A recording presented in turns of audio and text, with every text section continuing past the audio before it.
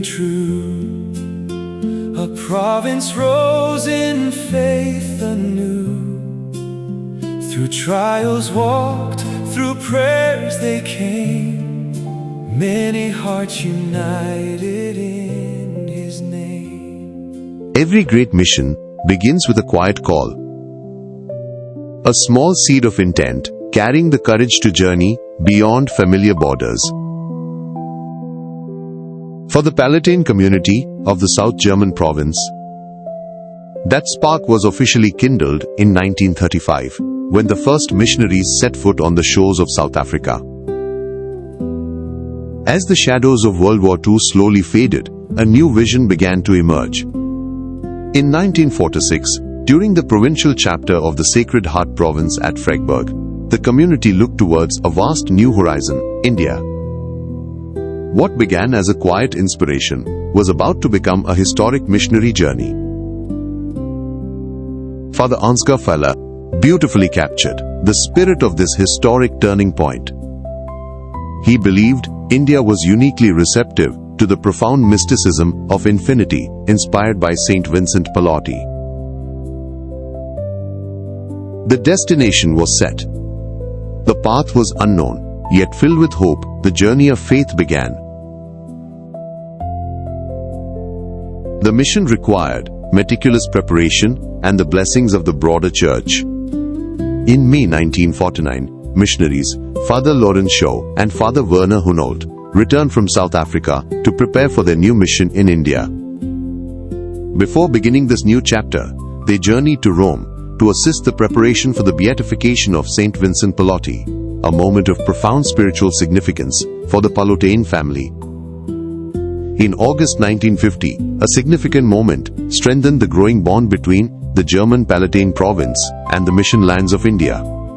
The visit of Bishop Leonard Joseph Raymond of Allahabad to Friedberg was more than a formal meeting. It was a sign that the mission was becoming a living reality. Soon after, on June 27, 1950, an historic decision arrived from Rome. The Propaganda Congregation officially entrusted the eastern region of the Diocese of Nagpur, with Raipur as its center, to the Pallottine Fathers. Standing outside the Pallottine Generalate in Rome, alongside Bishop Louis Guyot, the Bishop of Nagpur, the pioneer missionaries prepared themselves for the journey ahead. No great work goes untested by adversity. As the months rolled on, bureaucratic hurdles and visa delays threatened to halt the mission before it even began. When every door seemed closed, the community turned to the one place where hope never fails: prayer. In June 1950, during the novena, a providential meeting took place between Father Shoei and Bishop Thomas Pothakamari, the Archbishop of Bangalore, who was entrusted with authority over missionary applications. Within days, the recommendations were prepared and airmailed to the authorities. 6 long months passed in silence. Then came another novena, in preparation for the feast of Saint Vincent Pallotti. On January 17, 1951, on the 4th day of the novena, the Indian government granted permanent entry permits to the missionaries to India. What bureaucracy had delayed, faith had overcome. What seemed blocked by human limitations was opened through perseverance, prayer, and divine providence. With the permits finally in place, preparations accelerated across Friedberg. The House Chronicle records that Father Dr. Lawrence Shaw arrived from Rome to oversee the next crucial stage of preparation. Sturdy wooden crates were carefully built, filled with books, sacred vestments, and other essentials. Once packed, every crate was sealed under the supervision of customs officials. On April 12, 1951, the Pallottine community gathered at the Pilgrimage Church in Friedberg for a solemn and deeply moving sending ceremony. Before the altar, Provincial Father Franz Nagel presided over the celebration. The pioneering missionaries knelt in prayer and received their mission crosses, the visible sign of their commitment to carry the gospel far beyond their homeland. The Catholic Apostolate magazine dedicated a double page to this historic moment, sending them off with the simple prayer, "Go with God to India." Go with God to India, carry them through, to sow the seeds of hope and love in a new land far away.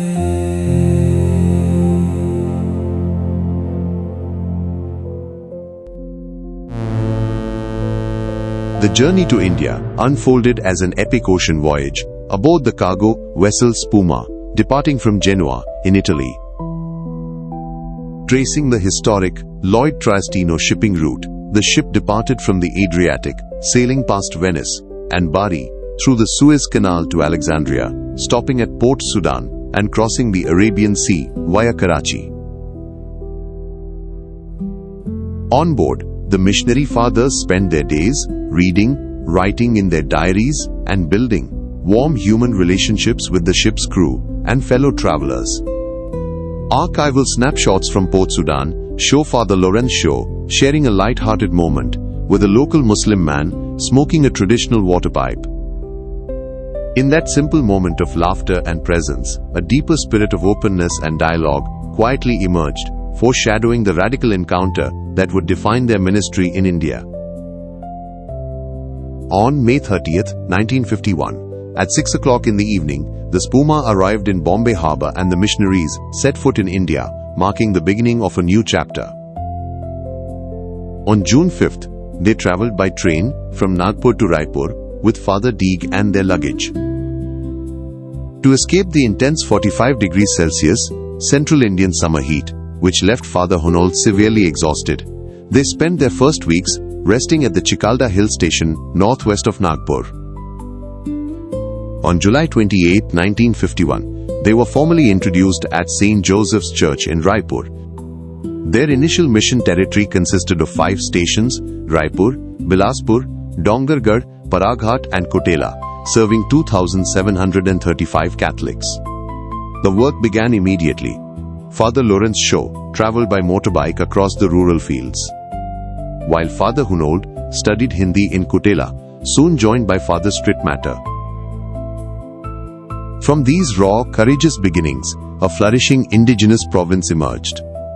By the 1970s, German missionaries and Indian fathers stood shoulder to shoulder, spreading the vision of Saint Vincent Pallotti across a land of rich cultural diversity from north to south and east to west. What began as a single step of faith from Friedberg grew into a living legacy of faith, service, community, and love across India.